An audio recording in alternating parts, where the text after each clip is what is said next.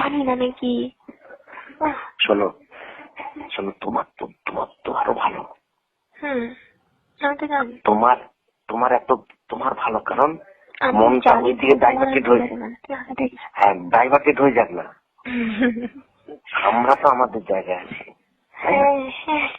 আমি তো দেখো, ঠিক আছে, এই যে তুমি কাকে বলো, আমার সেটাতে কোনো মাথা নেই। এই যে তুমি তাকে ভালো বলো, বলো, আমরা আরো বলি, আমি আরো লাগাই, ঠিক আছে তাদের। আমার খুবই ভালো লাগে কাউকে, মানে ধরো আমি যাকে ধরো ভালোবাসি, বা দেখো আমার বান্ধবীদের কেউ যদি ভালো বলে আমার সত্যি খুবই ভালো লাগে।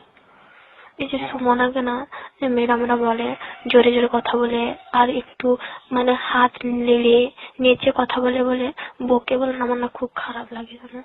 আরে ওগুলো বাচ্চা মেয়ে, ওরা তো ওই আনন্দ করবেই। আমার না খুব খারাপ লাগে যখন চুপচাপ, এখন বয়সটা হলো আনন্দ করে রে, চুপচাপ যখন আসতে মানে একটু বিরক্তি লাগে। তাকে যখন বকে না কি রাগ হয়। এগুলো বেশি তো বলা যাবে না ম্যাডাম। তো আমি অন্যভাবে যাবো, 10 দিন 15 দিন পরে যাব, গিয়ে একবারে যাবো না তো তা নয়, কিন্তু আমাকে কথা দিয়েছে না 2 তারিখ থেকে আমি চেঞ্জ করে দেবো একবারে। এই যে আমাকে নিয়ে, এই যে আমি সবসময় রিহার্সালে যাই, এই জিনিসটা জিন্দেগিতে আর কেউ বলতে পারবে না। ঠিক আছে, এটা বলছে না, আর একটা অন্য কথা বলছে। কি বলছে? এটা বলা বন্ধ করে দি না, এটা কি দিক থেকে বলছেন না, বলছে কে রিনা না কে একটা মেয়ে বলছে স্যারের আছে, বলছে যে মেয়েটা খুব খারাপ। স্যারের কাছে যাচ্ছে, সে মেয়েটা খুব খারাপ। মেয়েটা খুব খারাপ, স্যারের কাছে যাচ্ছে। আর স্যার যদি একবার যদি তাকে চা করে খাইয়ে দিয়েছে মেয়েটাকে, মানে মেয়েরা বউটাকে, তাহলে সব স্যারের সব পয়সাই করে দিবে, স্যারকে করবে, গায়ে যদি হাত দিয়ে দেয় করে দেয়। সে হেন তেন বলছে, এই জন্য সবাই বলছে স্যার রিনার পাল্লায় পড়ে গেছে, এই জন্য আর হোস্টেলে আসেনি। আর হোস্টেলের মেয়েদের দিকে আর এত টান নেই, কোন দিকে যাবে, মরে যাবে। হোস্টেলে আসবে যদি মেয়েদের দিকে নয়, হোস্টেল যদি আসবে না, সে রিনা দেখে তারপর আমি কি করে জানবো রিনা কি? রিনা নাকি একটা বউ। বউ কোথায় গেল? আমার তো সব ছেলে যা করে বাদ করে। তুমি ছাড়ো তো, মানে এগুলো কি বলতো? আরে কি, আমি নিজেই জানি না তো কি এসে। আমার কথাটা শোনো, এগুলো কি জানো, কেউ যখন একটা ভালো হতে চায় না, ঠিক আছে, তখন তার নামে অনেক কিছু অনেকে কথা বলবে, সে খারাপ, সে করছে, তাতে কোনো কান দেওয়ার কোনো দরকার নেই। তুমি যেটা করছো সেটাই করছো, ঠিক আছে? অন্ধকারে রয়ে গেলাম, আমি বুঝতেই পারলাম না কে। শুনি না, আমি খানা তোরা 3 পিস করে নে, তারপরে যা হয় থাকে। কি আমি সেটাই বুঝতে পারিনি, না দেখে আমি জানিনি।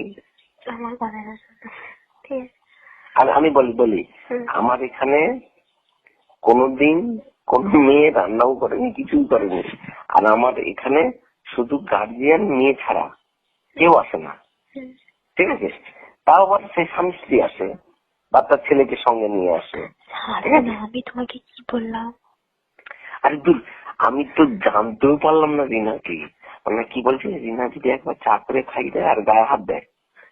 না, বলছে স্যার যদি একবার রিনাকে রুমে মানে বসে, তুমি তো সবাইকে চা করে খাওয়াও না, সেটাই বলছে, তুমি যদি চা করে একবার খাইয়ে দিয়েছ তাহলে তোমার সব শেষ করে দেবে,